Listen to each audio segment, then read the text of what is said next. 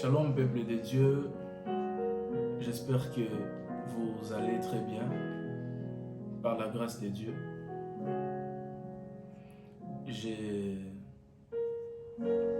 C'est très bien que les gens vont sûrement se demander pourquoi est-ce que je ne serai pas présent, plutôt je ne suis pas présent puisque vous êtes en train de suivre la vidéo. Mais non, jeudi. Cette vidéo a été faite avant jeudi. Alors c'est sous la conduite de Dieu. Le Seigneur m'a demandé de faire une chose, ce qui me prendra 3 jours. Je crois que l'Église doit être au courant quand même. Ça prendra le jeudi, vendredi, samedi. Donc c'est 3 jours de consécration. Je vais me mettre à prier, me consacrer pendant les 3 jours. Donc ce qui fait que au même moment, je dois me trouver dans l'endroit où le Seigneur m'a indiqué pour me consacrer. Et au même moment, je dois assumer mon devoir de prédicateur en apportant la parole de Dieu. C'est jeudi, bien évidemment. Alors, grâce à la technologie, je peux donc au même moment me retrouver ici, en train de prêcher à l'église, et au même moment aussi à l'endroit où je serai en train de me consacrer. Alors bien que je ne serai pas là physiquement, peut-être vous êtes en train de me suivre dans la vidéo, mais je crois qu'en esprit nous sommes unis, nous sommes ensemble. Alors nous ne devons pas être dans la distraction. Nous ne devons pas être dans la distraction. Nous devons toujours nous préparer pour ces jours glorieux où le Seigneur Jésus-Christ viendra chercher son épouse. Nous devons toujours nous préparer chaque jour. Nous ne devons jamais entrer dans la distraction. Nous devons toujours nous préparer. Nous devons toujours garder notre position, garder nos couleurs. Partout où nous sommes, chaque jour. Il ne faut jamais baisser les bras. Et quand on est vraiment connecté à Dieu, quand on a une relation personnelle avec lui, alors c'est comme ça qu'il commence à nous donner des conduites. Il n'est pas question seulement du pasteur. Il peut le faire même pour chacun d'entre vous. Il peut te dire, non, 2 jours va te consacrer. Non, fais ceci. Et il vous conduit. Lorsque vous avez le Saint-Esprit en vous et qu'il est le maître de votre vie, alors il vous conduit. Il vous donne des directives. Et à chaque fois qu'il vous demande de faire une chose, faites-le simplement. Ne cherchez pas à réfléchir. Si vous, avec l'esprit de discernement, vous arrivez à discerner que c'est la voix de Dieu, c'est Dieu qui m'a parlé, c'est la volonté de Dieu, faites ce qu'il vous demande de faire. Même si parfois ça fait mal. J'aimais une chose, on était en train de parler avec le frère John et nous étions en train de parler du Saint-Esprit qui est un signe. Et frère Branham dit qu'aujourd'hui c'est le signe de la circoncision du cœur. Et même Paul a parlé de ça dans la Bible. Alors, s'il faut regarder la circoncision dans les charnels, lorsqu'on circoncie un garçon, lorsqu'on circoncie un homme, ça fait mal, on lui retranche une chair. La circoncision fait mal. C'est la même chose aussi lorsque le Saint-Esprit circoncie votre cœur, ça fait mal. Il va vous demander d'abandonner les choses que vous aimez, ça fait mal. Il va vous demander d'abandonner, je ne sais pas, ces amis que vous fréquentez, que vous aimez tant, mais pour votre bien, pour le salut de votre âme, il va vous demander de les abandonner. Ça va faire mal. Il va vous demander d'abandonner ce païen ou cette païenne avec qui vous êtes en relation. Ça va faire mal. C'est la circoncision. Alors si vous voulez vraiment vous abandonner à Dieu, vous voulez vraiment recevoir le Saint-Esprit, qui est le signe de la circoncision du cœur, attendez-vous à ce que ça fasse mal. Ça fera mal. Parce que nous sommes attachés aux choses du monde. Nous aimons cela. Il y a déjà ces désirs-là qui se sont créés en nous. Alors ça fera mal lorsque Christ viendra nous séparer. Il est l'épée à double tranchant. La Bible dit, il sépare jusqu'à moelle et il sépare la moelle, il nous sépare totalement du monde. Nous devons nous séparer totalement. Nous devons sortir totalement du monde. Une séparation totale. Et le Saint-Esprit, quand il entre en nous, il circoncie les cœurs. Et ça fait mal. Mais par amour pour le Seigneur Jésus-Christ, par amour pour notre Dieu, nous acceptons que ça fasse mal. Nous savons que cette douleur n'est que temporaire. Car ensuite, nous serons heureux. Le bonheur, c'est en Jésus-Christ. Le bonheur, c'est quand Christ entre en vous. Le bonheur, c'est lorsque vous êtes en Jésus-Christ. Alors cette douleur ne sera que temporaire. Persévérez. Jusqu'à ce que vous ayez la paix de Christ en vous. Persévérez. Persévérez, Église. Persévérez. Que le Seigneur vous bénisse tous.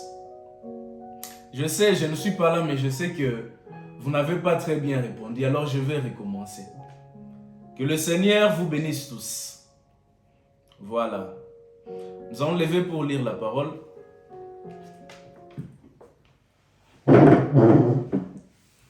Nous allons lire dans 1 Samuel. Nous allons lire dans 1 Samuel,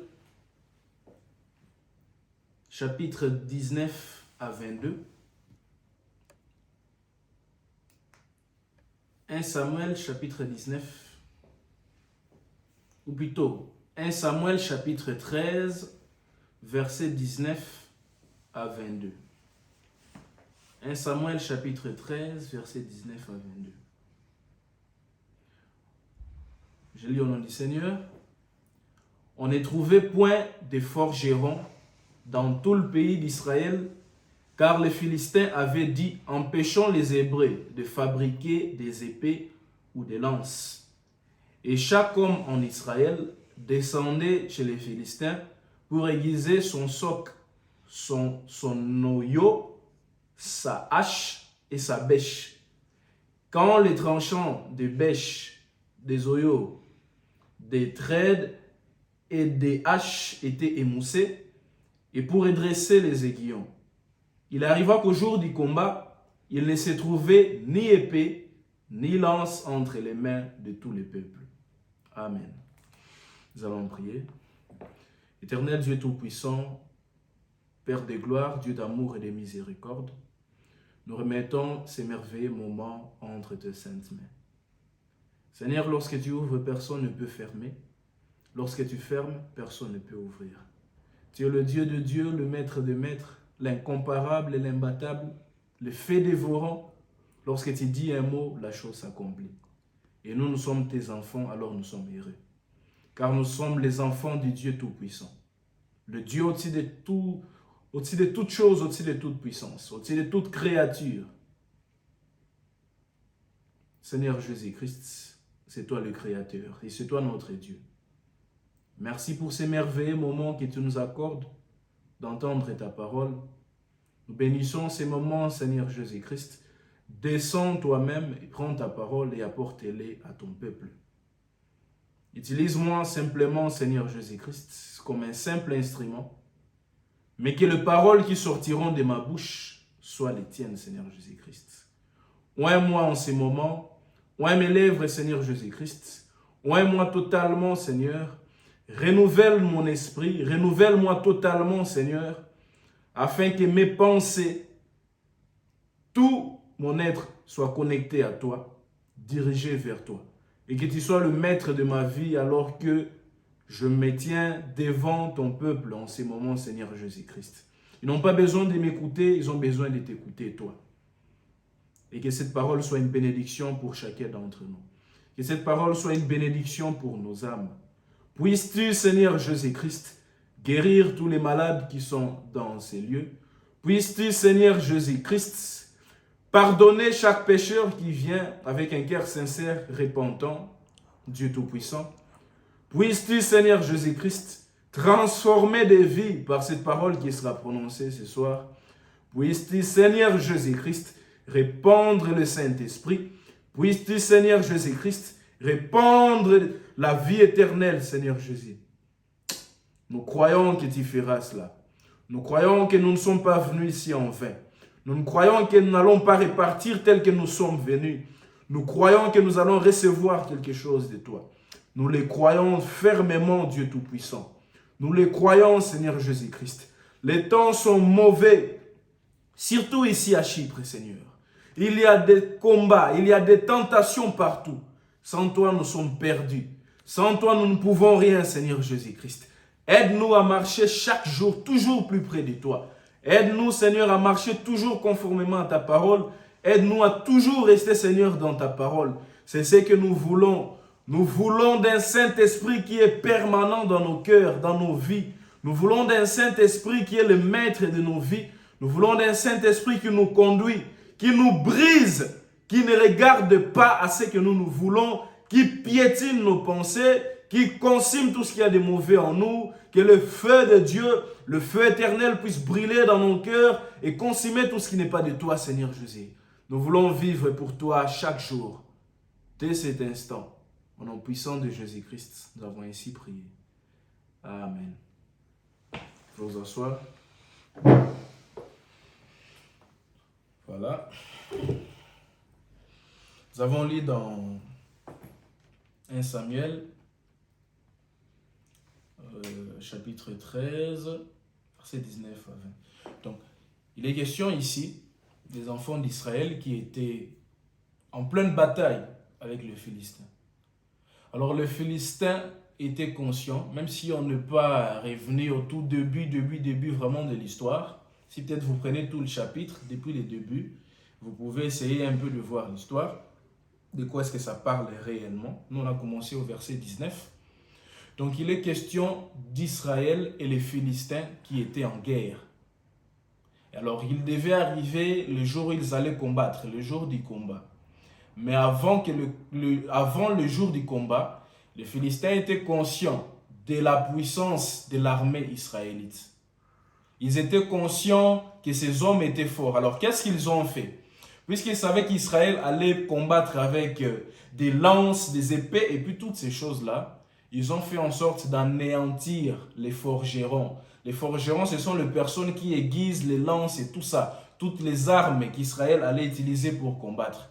Alors, ils ont fait en sorte d'anéantir les forgerons pour qu'Israël puisse manquer des armes pour combattre. Et c'est ce qu'ils ont fait.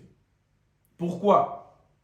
Parce qu'ils savaient que tant qu'Israël a des armes, tant qu'Israël peut avoir toutes leurs armes, avec la force qu'ils ont, nous ne pourrons rien contre eux.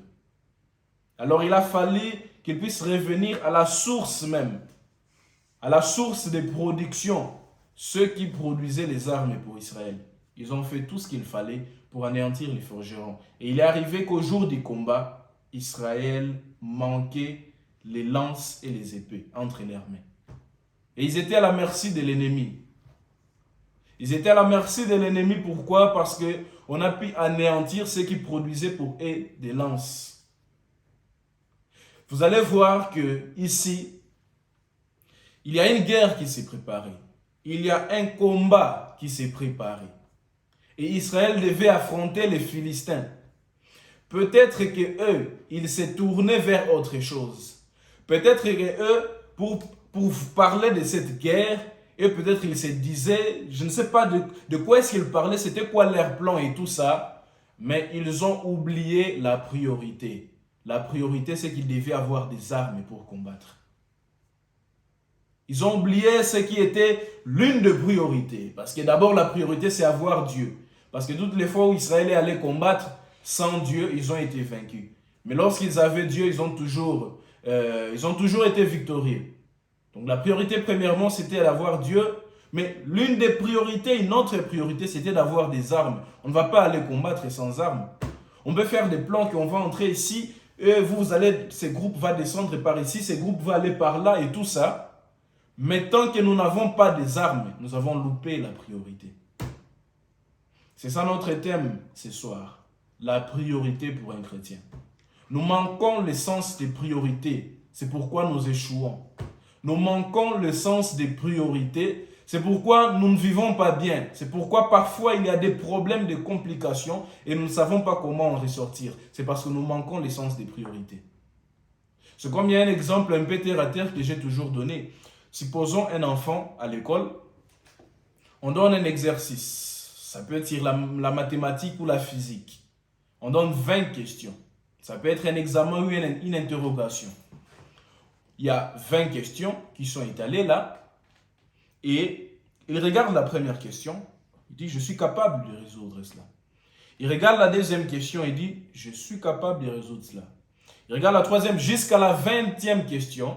Il se rend compte qu'il est capable de résoudre toutes les questions qui ont été étalées là, qui sont étalées là devant sa feuille. Mais il y a des questions qui prennent beaucoup de temps pour résoudre cela. Alors, pour arriver à résoudre cet examen-là, toutes les 20 questions, il a besoin de 2 heures du temps. En 2 heures, il est capable de faire ça. Mais le prof ne donne que 30 minutes. En 30 minutes, bien qu'il est capable, il est intelligent, il est assez intelligent pour résoudre toutes les 20 questions, mais en 30 minutes, il est incapable de le faire. Il lui faut 2 heures du temps. Alors, s'il arrivait qu'en 30 minutes, il n'arrive pas à résoudre les 20 questions, on ne va pas dire qu'il n'est pas intelligent ou qu'il n'était pas en mesure de faire cela. Non, il était en mesure. Il est intelligent, seulement qu'il a hypé des temps. Alors le prof, il essaye de se plaindre auprès du prof et le prof accepte, d'accord, je vous accorde 2 heures du temps. On accorde les 2 heures du temps. Les 2 heures du temps qui vont lui permettre de résoudre les 20 questions. Mais pendant ces 2 heures du temps, il prend 10 minutes. Il commence à penser, j'avais laissé la nourriture à la maison. À l'endroit où j'avais laissé ça, peut-être mon petit frère va prendre ça. Quand je vais rentrer, est-ce que je vais manger? 10 minutes se passent. Il prend 20 minutes. Après l'examen, on doit aller jouer au foot avec les amis. Maintenant pour aller jouer au foot, je vais jouer avec quel pilote, je vais jouer quel numéro, à quel poste et tout ça. Vous voyez, 30 minutes sont passées. Et il ne lui reste que 1h30 minutes. En 1h30 minutes, il ne sera plus capable de résoudre les questions. Pourquoi? C'est parce qu'il a manqué le sens des priorités. La nourriture ne va pas fuir à la maison. Le foot, il pouvait y penser après. Mais pendant le désert où il est dans la salle d'examen, la priorité, c'est de résoudre les 20 questions. Lorsqu'il est dans la salle de l'examen, pendant ces 2 heures du temps, il n'est plus question que non, je m'appelle un tel, j'ai un papa qui s'appelle comme ça, j'ai une famille, j'ai qui que ce soit. Non, j'ai des amis, je dois jouer au foot. Ça devient en ces moments-là des choses secondaires. La priorité en ces moments-là, c'est de résoudre les 20 questions. Alors lorsque nous sommes aussi ici sur terre, nous devons avoir le sens des priorités. Nous allons étudier, c'est vrai. Nous allons obtenir des diplômes, c'est vrai. Nous devons construire des maisons, nous devons nous marier, avoir des enfants et toutes ces choses-là. Nous devons accomplir des grandes choses. Nous avons des ambitions. Créer mon propre business, ma propre entreprise et toutes ces choses. Pour ceux qui cherchent du boulot, trouver du boulot et tout ça. C'est très bien. Mais c'est quoi la priorité? C'est quoi la priorité pour ta vie? La priorité pour ta vie, c'est la raison pour laquelle Dieu t'a envoyé sur la terre. La mission pour laquelle Dieu t'a envoyé sur la terre. C'est ça la priorité pour toi. C'est la priorité. C'est comme il y a un autre système très sale qui est fréquent aujourd'hui, dans le monde d'aujourd'hui, où on a élevé la femme à une dimension là tellement élevée, que ce soit dans la société et un peu partout, surtout en Europe, aux États-Unis, un peu partout en Amérique, où la femme a plus de valeur même que l'homme. Je dis, c'est même plus d'ailleurs la parité, c'est la femme qui a plus de valeur que l'homme. Et ils ont instauré la parité même dans le couple, même dans les mariages, ce qui piétine la parole de Dieu. Ce qui piétine Genèse chapitre 3. L'homme dominera sur toi. L'homme n'est même plus le chef de la femme. Ils sont devenus égaux. Et parfois même c'est la femme qui est au-dessus. C'est un système très sale. Et les femmes d'aujourd'hui, et ce qui est triste, c'est qu'on voit ça même parfois même chez les sœurs, que non, moi j'ai des ambitions, moi je dois étudier, je dois commencer à voyager, je dois commencer à faire des business. Femme, si tu veux avoir une tête, avoir des ambitions, voyager, tout ça, ne te marie pas. Personne ne t'oblige à te marier. Tu ne piétines pas la parole de Dieu si tu refuses de te marier. C'est ton choix, si tu refuses de te marier. Ne te marie pas, Là, tu pourras mettre en œuvre tous tes projets, voyager comme tu veux, quand tu veux et faire ce que tu veux. Quand tu entres dans le mariage, tu n'as plus de tête. L'homme est ta tête. C'est ce que la Bible dit. Et la priorité pour une femme mariée, c'est son foyer. Je ne dis pas que la femme ne peut pas travailler. Ça dépend de son mari. Si le mari lui permet, mais la priorité, c'est qu'elle est une femme pour son mari et elle est une mère pour ses enfants. Frère Branham dit que les femmes, vous allez rendre des comptes à Dieu au jour du jugement pour l'éducation que vous avez donnée à vos enfants. Vous êtes les pasteurs, une femme est le pasteur de ses enfants. Mais aujourd'hui, on piétine ça. La femme a piétiné la priorité. Une femme mariée, elle a piétiné cette priorité-là. La femme veut travailler, voyager, tout ça. Et on va laisser la maison, elle va laisser les enfants comme ça. Et on voit l'immoralité aujourd'hui dans la tête des enfants. Et on voit ça partout. Au Congo et partout ailleurs. La mère n'est plus là pour éduquer les enfants. Parce qu'elle a perdu le sens des priorités. Le mari va commencer à se déambuler ça et là, cherchant des femmes à l'extérieur et tout ça. Pourquoi? C'est parce que sa femme ne prend pas parfois. C'est parce que la femme ne prend pas bien soin de lui. Parce qu'elle manque le sens des priorités. Elle veut autre chose.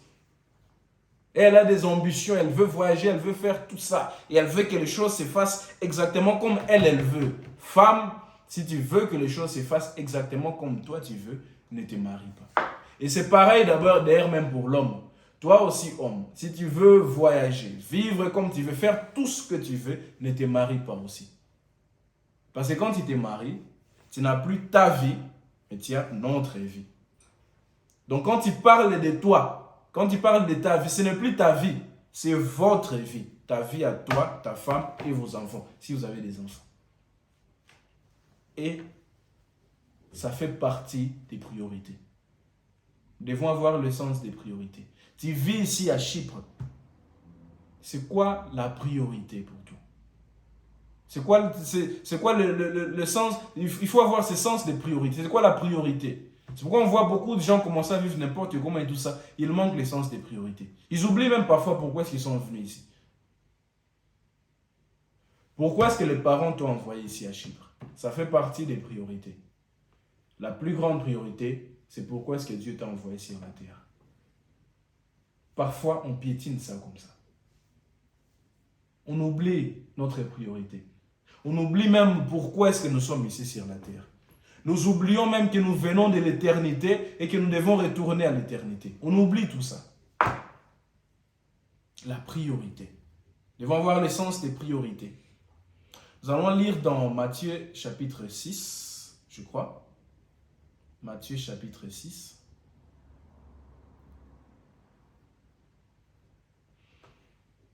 Versets 31 à 34. Matthieu chapitre 6, 31 à 34.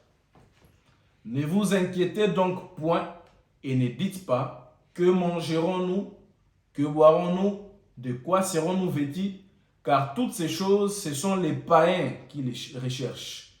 Votre Père céleste sait que vous en avez besoin. Cherchez premièrement le royaume et la justice de Dieu, et toutes ces choses vous seront données par-dessus. Ne vous inquiétez donc pas du lendemain, car le lendemain aura soin de lui-même. À chaque jour suffit sa peine. C'est étonnant de voir un chrétien essayer de trouver des solutions en dehors de Dieu. C'est très étonnant. En dehors de Dieu, vous n'aurez jamais la solution. La solution, c'est en Christ. Vous vous lamentez, vous vous dites que je suis fini, vous torturez à trouver des solutions, à trouver une issue dans votre vie parce que vous n'avez pas les regards tournés vers Jésus-Christ. Si votre regard est tourné vers Christ, il va frayer un chemin pour vous. Même là où il n'y a pas de chemin, lui, il va frayer un chemin. Et si votre regard est tourné vers lui, alors vous serez certain de lui. La foi sera là, elle tiendra bon, vous croirez. Que malgré la situation, malgré ce qui arrive, je tiens bon. Aujourd'hui, les chrétiens se lamentent pour les biens matériels. Pour voyager, aller au Canada. pour avoir, je ne sais pas, une maison, avoir de l'argent. Votre Père Céleste sait que vous en avez besoin. Et lui, il a tout cela. Il est celui qui a créé. Je ne sais pas comment est-ce que vous voyez la terre. Peut-être nous, parce que nous sommes dans la terre, nous sommes contenus dans la terre, nous voyons ça comme une grande chose. Mais pour Dieu, la terre, c'est quelque chose de petit comme ça. Une toute petite boule comme ça. Très petite. Peut-être même ça c'est trop grand. Parce qu'il est tellement grand, infiniment grand, qu'on ne peut même pas décrire sa grandeur. Alors la terre, c'est juste une toute petite boule comme ça, entre les mains de Dieu. Pour qu'il puisse changer une situation dans une petite boule comme ça, vous croyez que ça va lui prendre combien de temps? Ça va lui prendre combien d'heures? Combien de minutes? Combien de secondes? Combien de tierces même, je dois dire? Pourquoi est-ce qu'on se lamente? Si aujourd'hui tu as un père milliardaire, j'ai très souvent donné cet exemple. Tu as un père milliardaire comme Bill Gates. Il est aux États-Unis, tu es ici à Chypre. Et tu as un problème de 100 dollars ici à Chypre et tu manques l'argent. Tu vas te lamenter? Est-ce que tu vas pleurer pour un problème de 100 dollars? Sachant que tu as un père milliardaire, Bill Gates. Tu ne vas jamais te lamenter. Tu ne vas jamais pleurer. Tu vas prendre ton téléphone, tu vas appeler papa. C'est ce qu'on fait, non? À la fin du mois. Quand on sait qu'on a un père, on a des parents, on a des tuteurs qui prennent soin de nous et qui ont la capacité de résoudre nos problèmes, lorsque nous sommes face au problème, on ne se lamente pas, on prend les téléphones, on appelle. Papa, c'est la fin du mois. Maman, c'est la fin du mois. Oncle, c'est la fin du mois. Mais c'est ce qu'on fait. Pourquoi est-ce qu'on ne fait pas d'ailleurs, on ne magnifie pas cela pour Dieu? Pourquoi est-ce qu'on ne magnifie pas cela pour Dieu? C'est parce qu'on n'a pas cherché la priorité. Lorsque vous cherchez la priorité, le royaume, ça fait de vous un enfant de Dieu. Or, lorsque vous êtes un fils, tout ce qui est à Dieu est à vous aussi. C'est ce qui est dans, si je ne me trompe pas, dans Luc chapitre 15, dans la parabole de l'enfant prodige que Christ a donné. Lorsque le grand frère a commencé à se lamenter du fait que son père a fait une fête pour le petit frère qui était parti, qui a consommé son argent n'importe comment, il dit, mais moi, tu n'as jamais fait de fête pour moi. Il lui dit, toi, tu as toujours été avec moi. Ce qui est à moi et à toi. Quand vous êtes en Christ, ce qui est à lui et à vous. C'est pourquoi j'ai toujours dit, avant de demander à Dieu ce qu'il a, demandez-lui ce qu'il est, sa nature. Parce que lorsque vous avez la nature de Christ, ça fait de vous un fils légitime de Dieu. Ce qui fait que vous êtes co-héritier, comme la Bible dit, de Christ dans le royaume et de tout ce que Dieu possède. Et lorsque vous allez vers Dieu, vous n'allez pas quémander. Non, Dieu, tout ça, comme on voit au Congo. Je ne sais pas, des jeunes, tout ça qui viennent là, vers un boss qui a de l'argent, ils vont venir, boss, boss, boss. Ils sont en train de quémander parce qu'ils ne sont pas les enfants de ces boss-là. Un homme riche au Congo, comme on voit les hommes riches, les gens viennent l'entourer, boss, boss, les gens doivent commencer à l'exalter, tout ça, boss, boss, et le lever avant qu'il puisse leur donner de l'argent. Est-ce que son fils fait ça avant qu'il puisse lui donner l'argent? Son fils, il dit, papa, j'ai besoin d'argent. Papa, à l'école, on a demandé ça. Son fils, jamais, j'ai jamais vu ça. Un enfant venir vers son père, commencer à lui essuyer les souliers. Boss, boss, boss. Jamais. Il viendra, papa. Parce qu'il connaît sa position. Il sait, je suis ton fils. C'est pas moi qui t'ai demandé de me mettre au monde. C'est toi qui as voulu que je puisse naître. Tu dois prendre soin de moi. C'est pas vous qui avez cherché Dieu. C'est vous, c'est Dieu qui vous a cherché. Il a voulu faire de vous votre enfant. Il prendra soin de vous. Il doit le faire. Mais lorsque vous reconnaissez votre position, vous venez comme un fils, pas comme un homme de la rue qui vient quémander. Ce qui fait que nous n'arrivons pas à reconnaître cette position, c'est parce que nous avons loupé l'essence des priorités. Cherchez premièrement la priorité, le royaume des cieux. Toutes ces choses seront données par-dessus tout. Toutes ces choses seront données par les cieux. Cherchez premièrement la vie chrétienne. Cherchez premièrement le Saint-Esprit. Il y a beaucoup de personnes qui sont allées dans les universités, surtout là au pays. Combien de filles ont perdu leur virginité? Combien des hommes ont commis beaucoup de choses mauvaises et tout ça à l'université? Je crois que même pour aller à l'université, il faut premièrement chercher le Saint-Esprit. Lorsque vous allez affronter quelque chose de grand comme ça, ne le faites pas sans Christ. Vous cherchez à vous marier, ne vous mariez jamais sans Saint-Esprit. Ça, c'est Frère Branham qui a dit ça. Ne faites jamais ça, ne commettez jamais cette erreur-là. L'homme doit avoir le Saint-Esprit, la femme aussi doit avoir le Saint-Esprit. C'est un combat. Le diable est entré par le mariage. Frère Branham dit le mariage et divorce. Il est entré par le mariage, il doit sortir par le mariage. C'est quelque chose de grand. Ne cherchez pas à affronter le monde sans Christ. Ne vivez pas sans lui. Cherchez premièrement le Saint-Esprit. Il devient votre défenseur. Il combat pour vous. Cherchez premièrement Christ. Nous sommes en pleine bataille chaque jour. Dans la prédication Les combats de 1962, le 31 décembre 1962, au paragraphe 10, Frère Branham dit: maintenant, ces grands combats se poursuivent depuis bien des années. Il a commencé au ciel, d'où Satan a été précipité sur la terre et est alors devenu ennemi du peuple de Dieu que vous êtes. Et depuis lors, il a employé toute sa force et toute sa stratégie pour essayer de tirer le peuple de Dieu sur les feux ou dans ses feux. Il fait tout chaque jour et il a tellement de tactiques. Et dans Romains chapitre 12, verset 21, il est dit, Romains 12, 21, ne te laisse pas vaincre par le mal. Parce que le diable sait, il a tellement de stratégies, il essaie de t'attirer. Mais dans Romains 12, 21, Paul nous dit, ne te laisse pas vaincre par le mal, mais surmonte le mal par les biens. Voilà comment arriver à vaincre le mal. Par les biens. Surmonte-les par les biens. Et dans 1 Pierre chapitre 5, verset 8, 1 Pierre chapitre 5, verset 8, il est dit, soyez sobres, veillez. Votre adversaire, le diable, rôde comme un lion rugissant, cherchant qui il dévorera.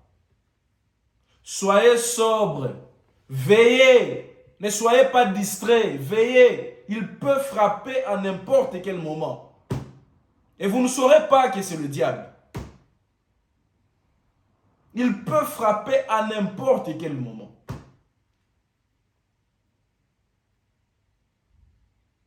On a vu des gens juste comme ça. Le diable utilise l'un de ses proches ou qui que ce soit, ou même un inconnu, pour venir lui provoquer. Il lui donne un coup. Et à cause de ça, on lui arrête. Il est en prison aujourd'hui. Ayez l'esprit de discernement. Veillez et ne soyez pas distraits.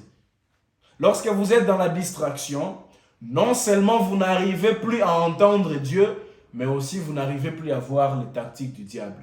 Vous trouvez tout normal dans votre vie. Pourtant, c'est Satan. Et même quand vous vivez dans le mal, vous commencez à trouver ça normal. C'est le diable qui a pris le contrôle de votre vie. Et vous n'arrivez pas à réaliser cela parce que vous êtes dans la distraction. Sortez de la distraction. Veillez, soyez vigilants. Chacun d'entre vous est sentinelle de sa vie. Avant même que le pasteur, dans sentinelle, que dit-il la nuit, Frère Branham dit que les bergers et les sentinelles dans l'église, la sentinelle que Dieu a placée pour surveiller l'église, afin que l'ennemi ne puisse pas entrer. Mais chacun d'entre vous, vous êtes sentinelle de vos vies. Et le Saint-Esprit en vous est la plus grande sentinelle dans vos vies. Lui, il vous contrôle chaque jour, partout. Même là où le pasteur n'est pas, lui, il est là. Et il vous contrôle. Et il vous dit, ce que tu veux faire là, c'est mal. Ne fais pas ça. Entends-lui. Frère Branham dit, votre problème, notre problème à nous, c'est que nous faisons toujours taire cette voix-là qui nous parle. Ne faites pas taire la voix. Lorsqu'elle vous parle, lorsqu'elle vous condamne, lorsqu'elle vous dit d'arrêter une chose, lorsqu'elle vous interdit, lorsqu'elle vous interpelle, écoutez-la. Faites ce qu'elle vous dit. C'est Christ qui vous parle. C'est le Saint-Esprit. Ne faites pas taire cette voix. Soyez sobre, veillez. Votre adversaire, le diable, rôde comme un lion rugissant, cherchant qui il dévorera. Soyons très prudents, mes amis. Soyons très prudents, bien-aimés. Soyons très prudents, bien-aimés. Soyons très prudents. Soyons vraiment prudents. Et on va lire dans Jean chapitre 16, verset 33. Je vous ai dit ces choses afin que vous ayez la paix en moi. Vous aurez des tribulations dans le monde, mais prenez courage, j'ai vaincu le monde. Vous aurez des tribulations. Vous aurez des maladies. Vous aurez des combats. Il y aura toutes ces choses. Mais prenez courage, j'ai vaincu le monde. Christ a vaincu le monde. Tout est accompli. Maintenant, c'est à vous de combattre. Et pour que vous puissiez avoir la victoire, vous devez combattre en Christ. Parce que lorsque vous êtes en Christ, vous ne combattez pas pour la victoire, mais vous combattez dans la victoire. Entrez en Christ. Lui, il a vaincu le monde. Lui, il a vaincu Satan. Il vous dira comment vaincre aussi. Il vous dira comment combattre. Il vous dira où vous tenir. Il vous dira comment procéder. C'est pourquoi lorsqu'il vous parle, lorsque le Saint-Esprit vous parle, lorsqu'il parle à travers le pasteur, écoutez ce qu'il vous dit. Faites ça. Vous ne pouvez pas vaincre par vous-même. Si vous faites taire ces voix-là, si vous faites taire la voix de la sentinelle, le berger que Dieu a établi dans l'église pour vous, si vous faites taire la voix du Saint-Esprit dans votre cœur, vous êtes à la merci du diable. Vous êtes à la merci du diable. Ne faites pas taire ces voix. Lui, il a vaincu le monde et il vous aidera à vaincre aussi. 1 Corinthiens chapitre 6, verset 17. Voilà, on dit 1 Corinthiens chapitre 6, verset 17. Mais c'est lui qui s'attache au Seigneur et avec lui un seul esprit. C'est lui qui s'attache au Seigneur, devient une même plante. Autre part, Paul dit, parle de devenir une même plante avec lui. Ici, on devient, il dit, devient un seul esprit avec lui. Or, lui, il a vaincu. Puisque vous êtes un seul esprit avec lui, vous êtes donc plus que vainqueur. Vous combattez dans la victoire. Ne vous laissez pas distraire par les choses de ce monde. Ne vous laissez pas distraire par le diable. Vous êtes en pleine bataille, vous êtes en plein combat. Le diable n'a pas de moment de répit. Lui, il ne dort pas. Même lorsque nous dormons, lui, il est là. Il ne se fatigue pas. Parce que Dieu lui donne encore le temps de combattre ses enfants. Mais le temps viendra où il sera lié. Mais là, maintenant, nous sommes en plein combat. Et quand on oublie cette priorité-là, on est là, ah, c'est bien, on vit, on mange, on peut faire n'importe quoi. On oublie que nous sommes en plein combat. Chaque jour. On laisse passer parfois certains détails.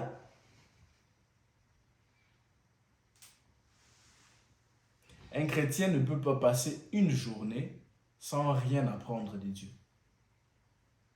Vous ne pouvez pas dormir et puis juste comme ça. Qu'est-ce que vous avez appris dans la journée d'aujourd'hui? Depuis le matin jusqu'à avant de vous coucher. Qu'est-ce que vous avez appris? Qu'est-ce que vous avez retenu? Parce que le Saint-Esprit vous enseigne chaque jour. Puisque si vous êtes né de nouveau, vous devez grandir. Or, on grandit chaque jour. Qu'est-ce qu'il vous a appris aujourd'hui? Si vous êtes connecté à lui, si vous respectez Josué 1:8, chaque jour, le Saint-Esprit vous enseigne. Et il a plusieurs façons de vous enseigner. Parfois, les choses qui vous arrivent, une situation là qui peut arriver, vous laissez passer ça comme ça. C'est un message de Dieu pour vous. Ne laissez jamais passer les choses juste comme ça. Vous devez retenir chaque chose que le Seigneur vous apprend. Ça vous aidera à vous maintenir dans ces combats. que nous avons tous les jours de notre vie. Ne vous laissez pas entraîner dans la distraction. Ne vous laissez pas entraîner dans la distraction. On manque le sens des priorités. On aime plus les hommes de ce monde que Dieu. On aime plus les choses de ce monde que Dieu. Dans Matthieu chapitre 10, je vais lire 37 à 39. Matthieu chapitre 10, verset 37 à 39, il est dit: « Celui qui aime son père ou sa mère plus que moi n'est pas digne de moi. Et celui qui aime son fils ou sa fille plus que moi n'est pas digne de moi. Celui qui ne prend pas sa croix et ne me suit pas n'est pas digne de moi. Celui qui conservera sa vie la perdra, et celui qui perdra sa vie à cause de moi la retrouvera. » Celui qui perdra sa vie à cause de moi la retrouvera. Votre vie, c'est cette mauvaise vie que vous avez en dehors de la parole de Dieu. Vous devez perdre cela. Vous devez mourir et renaître en Christ. Vous devez naître de nouveau. Nous devons naître de nouveau. Nous ne devons pas aimer les hommes plus que Dieu. Non, j'aime trop cet homme, non, j'aime trop cette femme et tout ça. Mais la parole de Dieu n'interdit-elle pas cette chose-là? Non, les amis me demandent à faire une chose, alors, pour ne pas paraître méchant envers les amis, que je fasse ça quand même. Pourtant, c'est contraire à la parole de Dieu. Comment est-ce qu'on peut aimer les amis plus que Dieu? Et d'ailleurs, même parlant des priorités, demandez à un frère ou à une sœur: qui es-tu? Je me souviens lorsqu'on était en 3e des humanités, on avait le cours de physique. Et c'était tellement dur, il y avait presque personne qui réussissait en classe. Alors un jour, le prof a donné l'interrogation. Et il avait une question là, il a dit: ça c'est une question bonus. Je sais que vous êtes une question, vous n'allez même pas réussir. D'ailleurs, moi j'ai envie que vous puissiez échouer. Et il avait vraiment envie qu'on puisse échouer. Donc cette question bonus là était la seule question à laquelle on pouvait répondre. Et même moi, c'était la seule question à laquelle j'avais réussi. Il a dit: qui suis-je? C'était ça sa question. Qui suis-je? C'était la dernière question. Il y avait 3 questions. La première question, toute la classe, moi y compris, personne n'avait réussi. Et la deuxième aussi. La 3e question, il dit: qui suis-je? Mes amis, mes collègues, tout le monde ont rempli leurs feuilles pour commencer à décrire les profs. Tu es ceci, d'autres, tu es professeur de physique, tu es un mari, pour ceux qui le connaissaient un peu personnellement. Tu es le mari de maman Intel, tu es le papa de Intel. Il était choriste dans une église chorale, l'église catholique comme ça. Tu es choriste et tout ça. Ils ont pris leur temps vraiment pour décrire les profs. Et les profs, à la fin, après avoir corrigé, dans une classe de 84 élèves, j'étais le seul à réussir à cette question-là. Il a dit: il n'y a qu'un seul élève qui a réussi. Il a cité mon nom, il a dit: lève-toi, je me suis levé. Il a dit: il est le seul à réussir. Je n'avais écrit qu'une seule phrase. Qui es-tu? J'ai écrit: tu es un homme. Avant, il peut être choriste aujourd'hui. Mais on peut lui destituer de la chorale. Il n'est plus choriste. Il peut être un mari aujourd'hui. Si sa femme meurt, il n'est plus un mari. Il peut être un père. Si ses enfants meurent, il n'est plus un père. Il peut être professeur. Si on lui destitue de ses fonctions à l'école, il n'est plus professeur. Mais ce qu'il sera toujours tant qu'il vit, c'est un homme. Il est un homme. C'est un homme. C'est ça la première des choses. Avant même de commencer à lui décrire et tout ça, il est un homme. J'étais le seul à avoir réussi à cela. Et demandez à un croyant aujourd'hui: qui est-il? Je suis étudiant à JU. Je suis entrepreneur. Je suis ceci. Demandez à un homme juste. Demandez à une femme: qui est-il? Il va d'abord te dire son nom: je suis monsieur Intel, je suis madame Intel, je suis entrepreneur, je suis un businessman, je suis ceci, cela. Jamais tu vas entendre: je suis chrétien. Qui es-tu? peut-être à la fin, je suis chrétien. Mais très souvent, on ne le dit même pas. Qu'est-ce qu'on fait passer en avant? Je suis businessman, je suis père d'autant d'enfants, des choses qu'on peut perdre. On n'a pas de sens des priorités. Qui est-il? Premièrement, je suis chrétien. Ensuite, je suis businessman, je suis père d'autant d'enfants et toutes ces choses-là. La priorité. Vous voyez? La priorité. L'essence des priorités. Celui qui aime son père ou sa mère plus que moi n'est pas digne de moi. Et celui qui aime son fils ou sa fille plus que moi n'est pas digne de moi. Vous voyez? On poursuit. Que Dieu vous bénisse. Dans 1 Jean chapitre 2, versets 15 à 17, je crois que c'est ça, c'est que j'ai noté ici. Oui, on lit, je crois qu'on est presque vers la fin. Dans 1 Jean chapitre 2, versets 15 à 17, on dit « N'aimez point le monde, ni les choses qui sont dans le monde.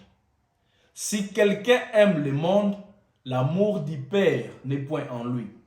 Car tout ce qui est dans le monde, la convoitise de la chair, les désirs de la chair, nous sommes là à convoiter tout le temps. Car tout ce qui est dans le monde, la convoitise de la chair, la convoitise des yeux et l'orgueil de la vie, ne vient point du Père, mais vient du monde. Et le monde passe, et sa convoitise aussi. Mais celui qui fait la volonté de Dieu demeure éternellement. La volonté de Dieu pour ta vie, c'est la priorité pour ta vie. Et une personne qui a le sens des priorités ne laissera jamais une chose secondaire venir piétiner la priorité. C'est ce que les femmes mariées ont fait aujourd'hui. Elles ont laissé le business et toutes ces choses piétiner la priorité. Elle est premièrement une femme pour son mari et une mère pour ses enfants. On va aller chercher un boulot où on nous demande, parce qu'on paye beaucoup d'argent, où on nous demande de faire des choses qui sont contraires à la parole de Dieu. Parce qu'on a tellement besoin de cet argent-là, on piétine notre priorité qui est premièrement faire la volonté de Dieu. Vous devez chercher de l'argent, c'est vrai, vous devez travailler, oui. Mais c'est une chose secondaire qui ne doit jamais piétiner la priorité. Vous êtes premièrement un chrétien. Le travail, vous pouvez le perdre aujourd'hui. Ces diplômes-là peuvent ne rien vous rapporter. Et si Dieu veut, vous aussi échouer encore et encore, et ne jamais avoir ces diplômes-là, pour lesquels vous sacrifiez des nuits blanches pour étudier parce que j'ai examen demain. Vous n'avez jamais sacrifié même une nuit blanche pour lire la parole de Dieu. Vous n'avez jamais sacrifié une nuit blanche pour prier et chercher le Saint-Esprit. La priorité pour nous, c'est les études, on est là.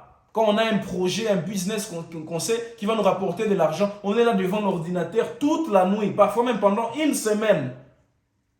Parce qu'on sait que ça va nous rapporter de l'argent. Qui a déjà fait ça pour la parole de Dieu? Qui?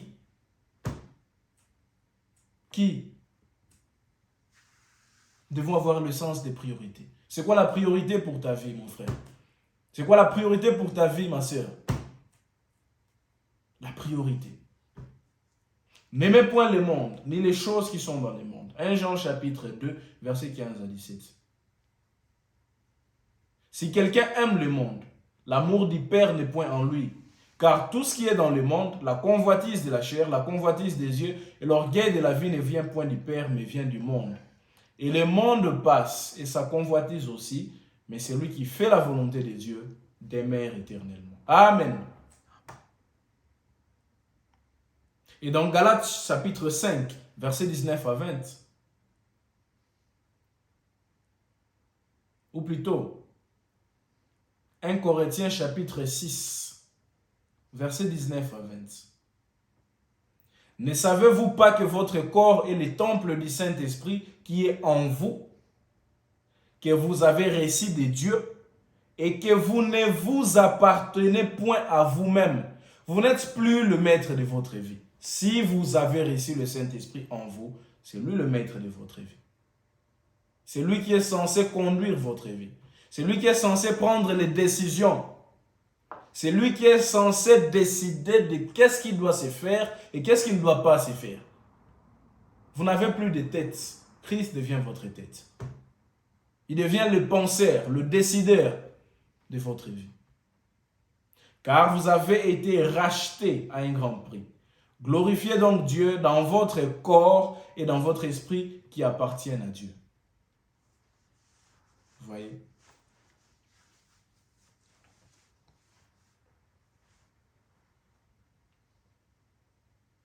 Christ a dit,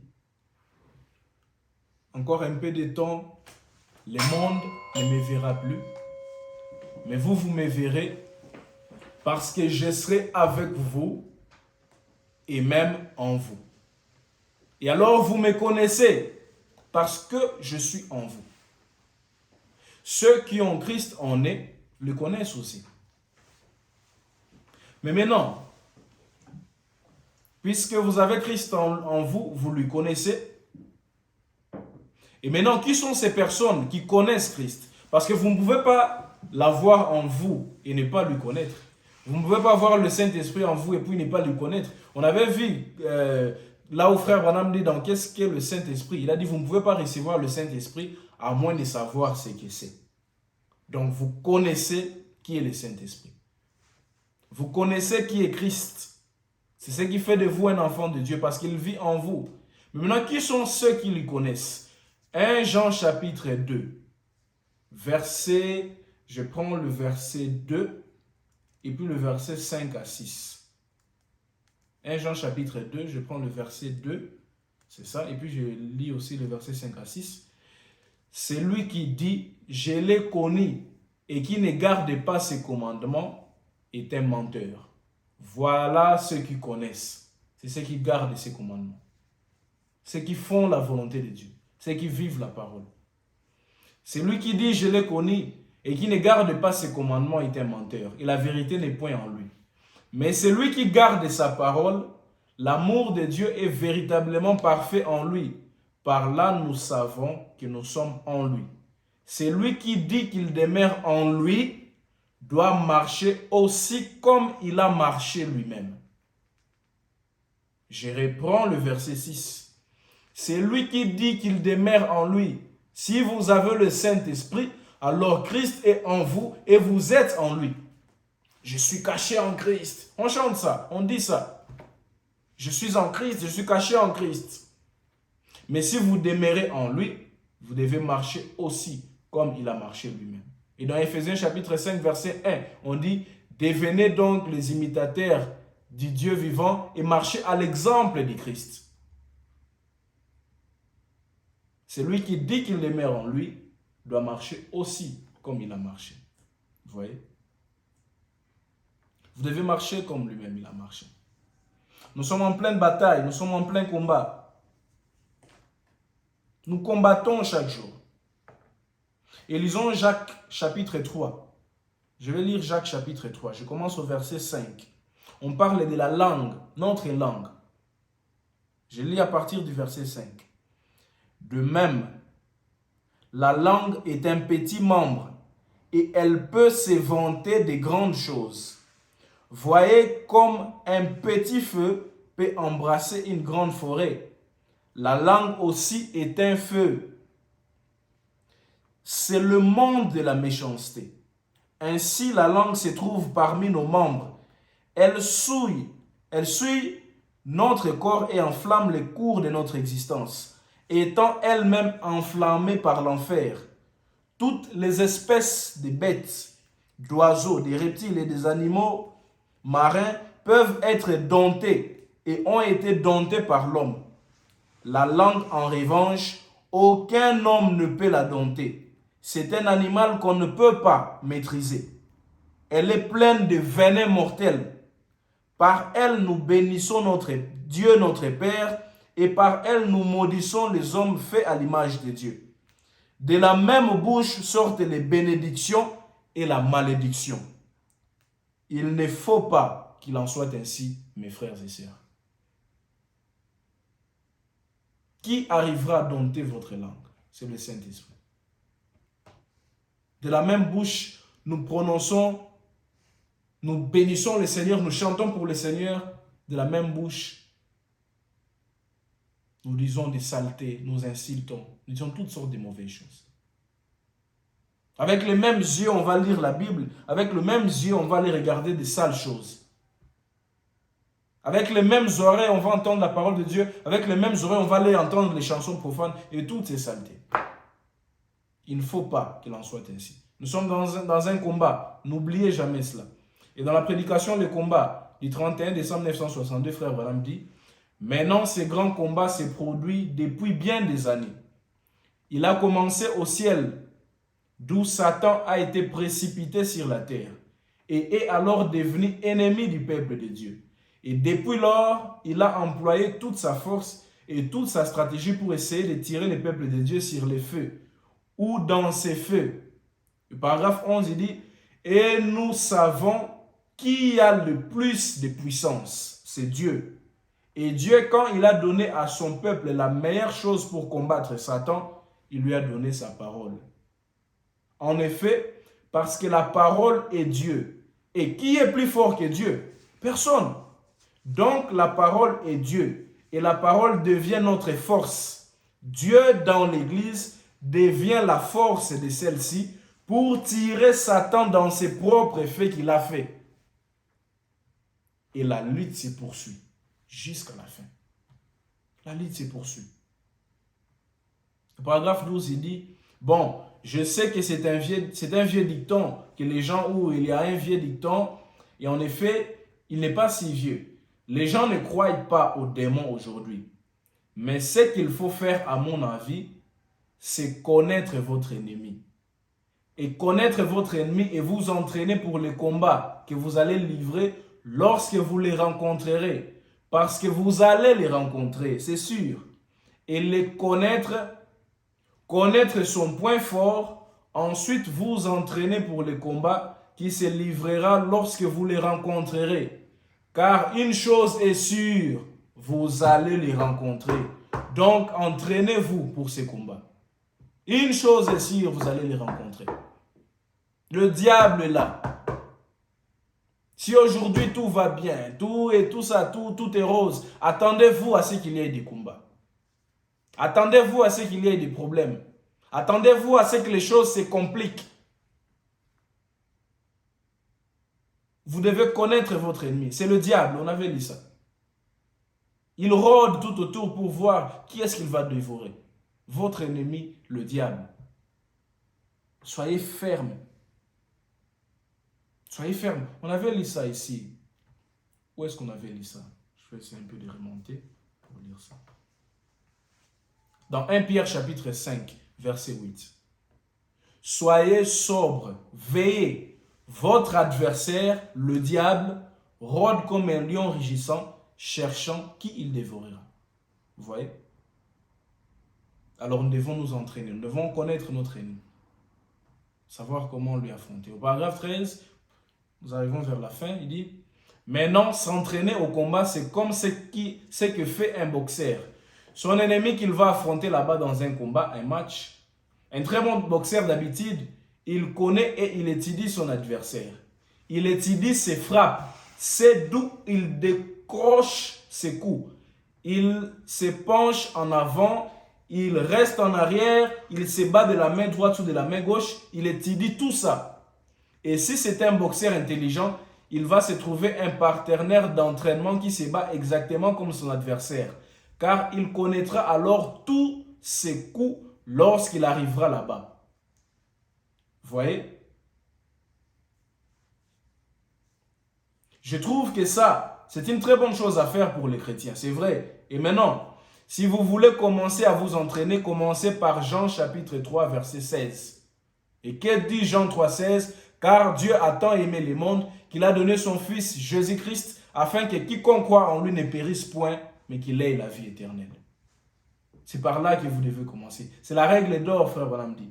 Commencez tout de suite avec cela. Ce qui vous fera entrer sur les rings. Ensuite, entraînez-vous pour les coups qui mettent KO.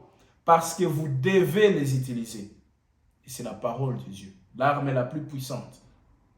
La force la plus puissante. Une force très puissante. Une arme puissante que Dieu nous a donnée pour affronter le diable. Parce que la parole, c'est Dieu lui-même. Et Dieu est plus puissant que le diable.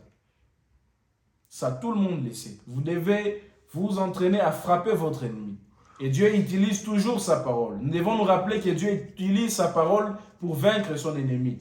Si Dieu avait pu envisager ou donner à son peuple quelque chose de mieux avec quoi vaincre l'ennemi, il l'aurait fait. Donc, comme je l'ai toujours dit, quand Dieu prend une décision, c'est la meilleure qui soit. Il n'a jamais besoin de modifier cette décision. Donc, s'il a pris la décision de donner la parole à ses enfants pour vaincre le diable, c'est la meilleure décision qu'il puisse prendre.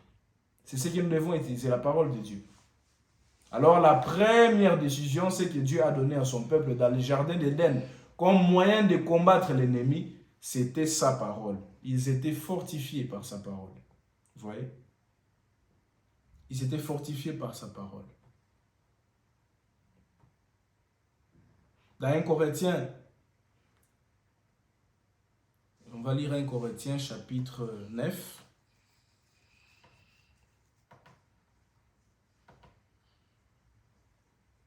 Un Corinthiens chapitre 9, verset 24. Ne savez-vous pas que ceux qui courent dans les stades courent tous, mais qu'un seul remporte les prix? Courez de manière à les remporter. Nous courons. Nous devons persévérer jusqu'à la fin. C'est d'ailleurs ce qu'on dit ici dans Luc chapitre 21, verset 19. Par votre persévérance, vous sauverez vos âmes. Nous courons. Nous livrons bataille.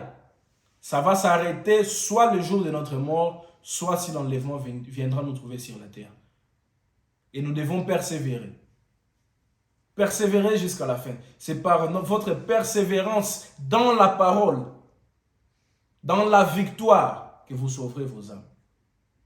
Car le plus important, c'est le dernier état dans lequel vous serez avant la mort ou lors de l'enlèvement. Vous voyez? Soyez fermes. Soyez vigilants. Nous devons prendre conscience de qui nous sommes. Nous devons prendre conscience de qui nous sommes. On lit Jean chapitre 3, versets 14 à 18.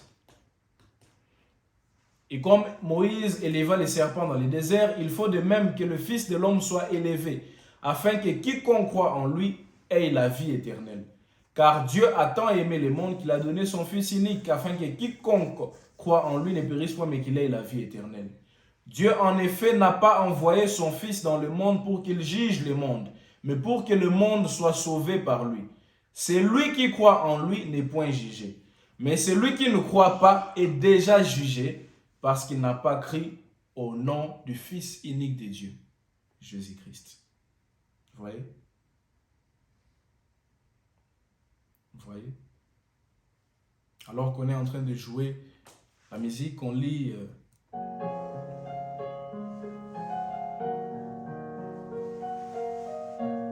la condamnation par représentation, paragraphe 134, du 13 novembre 1960, frère Branham dit: Dieu ne vous tient pas pour responsable du fait que vous êtes un pécheur. Il ne vous tient pas pour responsable parce que vous mentez et que vous volez, et à cause des choses que vous faites. Il ne vous tient pas pour responsable du fait que vous êtes un pécheur. Il vous tient pour responsable parce que vous ne faites rien pour vous en sortir. Voilà pourquoi il vous tient pour responsable. Il y a un moyen qui a été prévu pour vous. Vous rejetez les moyens que Dieu a donnés. C'est pour ça que Dieu vous condamne. Vous voulez combattre par vous-même. Et pour d'autres qui endurcissent leur cœur, vous rejetez la parole de Dieu. Vous rejetez les moyens que Dieu vous a donnés pour être sauvé. Vous rejetez le Saint-Esprit par ce que vous faites. Il y a un moyen pour en échapper. C'est pourquoi Dieu vous condamne. Dieu vous condamne pour ça. Et dans Jacques chapitre 1, verset 22 à 24, il dit: mettez en pratique la parole de Dieu et ne vous bornez pas à l'écouter en vous trompant vous-même par de faux raisonnements. Car si quelqu'un écoute la parole et ne la met pas en pratique, il est semblable à un homme qui regarde dans un miroir son visage naturel et qui, après s'être regardé, s'en va et oublie aussitôt son visage. Il oublie aussitôt qui il était. Quand vous entendez la parole de Dieu et après avoir entendu, vous sortez, vous oubliez cela. Vous oubliez votre visage. Vous n'êtes pas différent de cette personne qui se mire et qui après oublie son visage. Mettez en pratique la parole de Dieu. Mettez en pratique la parole de Dieu. Nous devons mettre en pratique la parole de Dieu.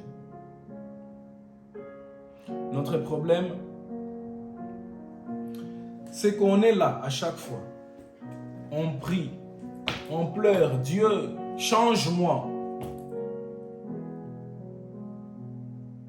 Et on identifie parfois un péché parfois qu'on commet.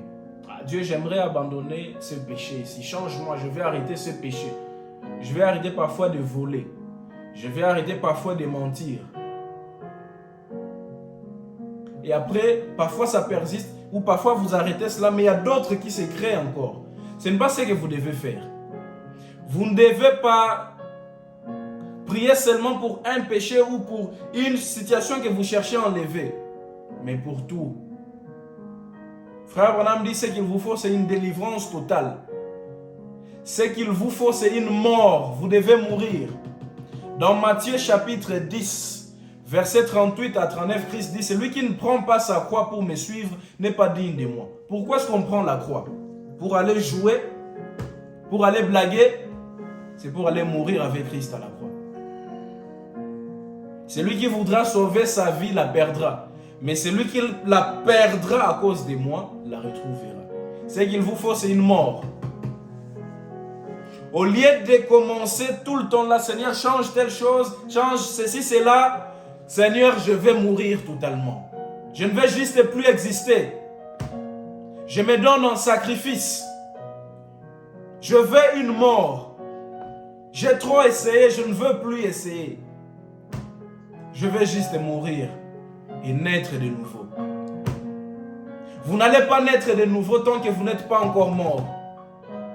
Dieu ne va pas vous donner un cœur nouveau, un esprit nouveau, tant que vous n'êtes pas encore mort.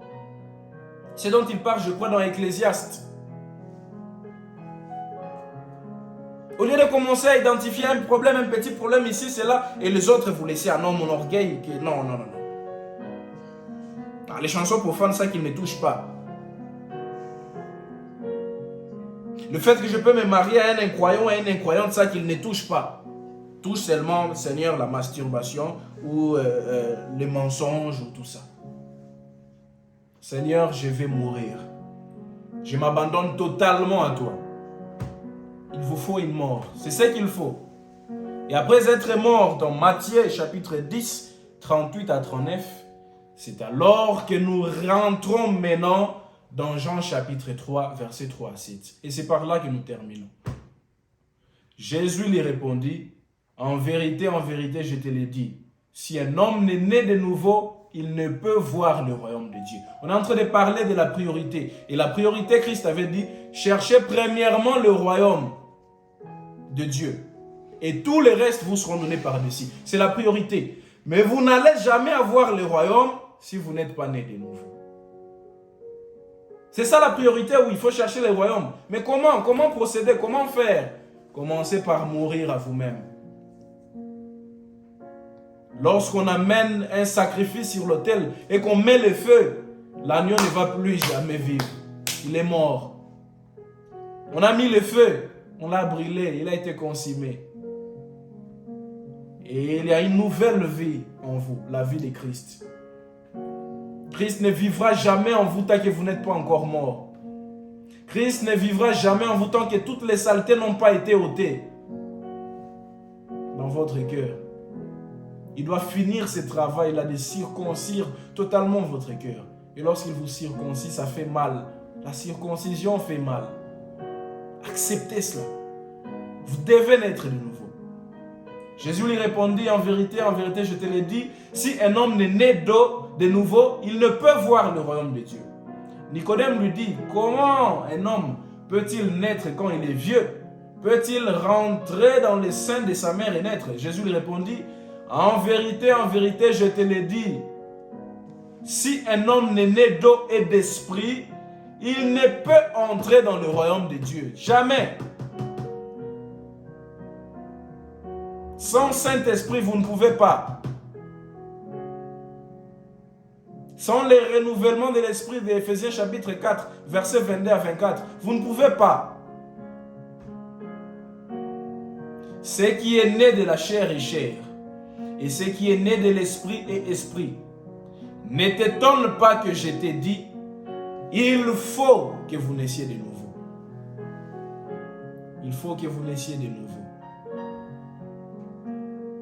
Prenons conscience de cela, bien-aimés.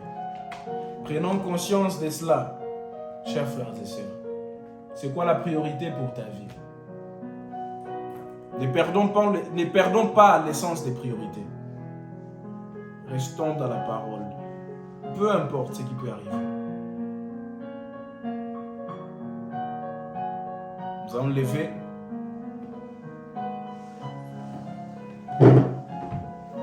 Et un frère peut passer pour prier.